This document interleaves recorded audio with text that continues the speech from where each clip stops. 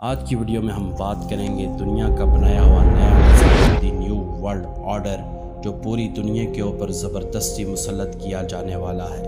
یہ نظام آخر کیا نظام ہے؟ تو ناظرین آپ کو بتاتے چلیں کہ یہودیوں کا ایک بہت بڑا عالم انون 2 سال قبل اس نے اپنی قوم سے خطاب کرتے ہوئے اس کا تعارف کروایا۔ اس نے بتایا کہ یورپ نے بھی دجال کے مقابلے میں ایک نظام متعارف کروا دیا ہے جس کے مندرجہ ذیل اہداف ہیں۔ سب سے پہلے عالمی سطح پر بنیادی طور پر ہر آدمی کی ایک آنکھ ہوگی، زبردستی مائکرو چپ لگائی جائے گی تاکہ اس کی زندگی کے ہر لمحے پر نظر رکھی جائے۔ عالمی سطح پر 5G کو ایک بہت بڑے مانیٹرنگ سسٹم کی طرح بنا دیا جائے گا۔ تمام تعلیمی ادارے حکومت کی ملکیت ہوں گے، تمام کاروبار بھی حکومت کی ملکیت میں ہوں گے، تمام گاڑیاں بھی حکومت کی ملکیت میں ہوں گی، تمام تر پروجیکٹ حکومت کی ہی مرضی سے چلیں گے۔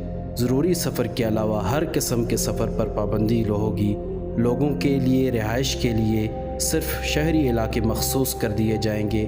کوئی بھی کہیں اپنی مرضی سے رہائش نہیں رکھ سکے گا، نہ پہاڑی علاقوں میں اور نہ ہی دیہاتی علاقوں میں۔